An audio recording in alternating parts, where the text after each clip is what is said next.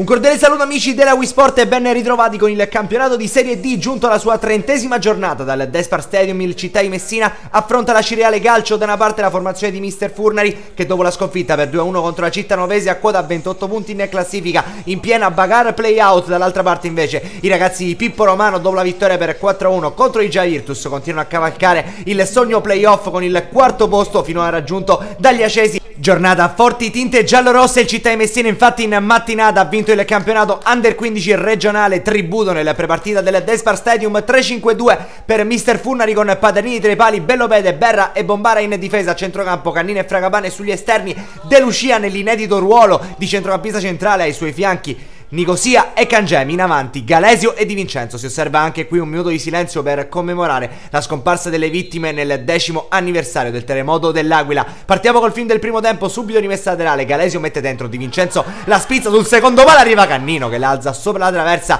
è un buon Città di Messina ma attacca dall'altra parte anche la Cireale con Madonia che qui rallenta, poi ci prova col destro ma lo manda alto sopra la traversa di Paterniti. Quinto minuto, ancora una volta la Cireale in possesso del pallone con Manfred che salta a due avversari, ancora Manfred prova a involarsi, fa partire il tiro ma Paterniti in presa bassa in due tempi fa sua la sfera, continua ad attaccare la formazione della Cireale, calcio d'angolo, qui un colpo proibito o presunto tale di Fragapane su Gambuzza, nulla per il direttore di gara Bergamin, potevano starci gli estremi per il calcio di rigore. Attenzione perché recupera il Città con Cangemi, gran giocata di Galesio, arriva Fragapane sull'out mancino sinistro potente, Biondi riesce a respingere il pallone ancora per Cangemi ma la mira non è delle migliori, sfiora il gol del vantaggio il Città di Messina con questo doppio tentativo Fragapane-Cangemi al 16°, 3 minuti più tardi ancora una volta il Città in avanti, c'è questo rinvio lungo da parte di Berra, Fragapane in area di rigore, prova l'1 contro 1 con Iannò che lo stende, calcio di rigore secondo Bergamin, non ha dubbi il direttore di gara, in questo caso la strattonata di Iannò su Fragapane, sul punto di battuta si presenta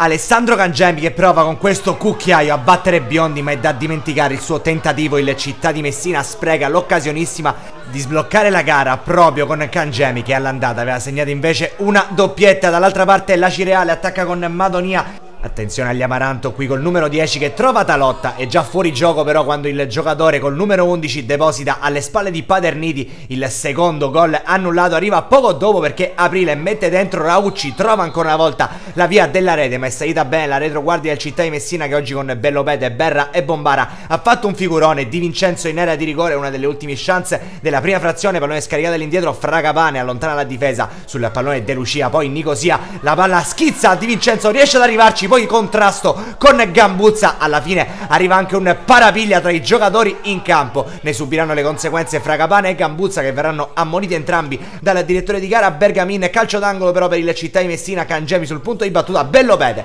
prova col colpo di testa che finisce sul fondo, si concluderà così anche la prima frazione, 0-0 al Despar Stadium. Pesa l'errore sul calcio di rigore di Alessandro Cangemi ma è un buon Città di Messina che dà continuità alla buona prova offerta a Cittanova. Inizia il secondo tempo, subito Nicosia con questo tentativo in acrobazia, Nunzio Nicosia al 64esimo sblocca il risultato 1-0 per il Città di Messina, ha segnato il classe 2000 che va ad abbracciare il vice musiano, suona la carica allora il giovane centrocampista palermitano, è 1-0 per i giallorossi, momento fondamentale della partita, entra Ferraù proprio al posto di Nicosia che si prende l'applauso del Despar Stadium. Ottima prova per il numero 7, attenzione a Ferraù perché subito sul calcio munizione ci può provare la specialità della casa, il mancino sul calcio munizione che però finisce alto. Poco dopo esce anche Alessandro Cangemi, al suo posto Bonamonte, secondo cambio in mediana per il Città di Messina, è il momento anche di Santoro al posto di Di Vincenzo, attacca però la Cireale con Raucci che cerca di mettere il pallone dentro, cross col destro sul pallone, si avventa Manfrellotti ma non riesce a trovare il gol, ringrazia Paterniti che prende un sospiro di sollievo, si salva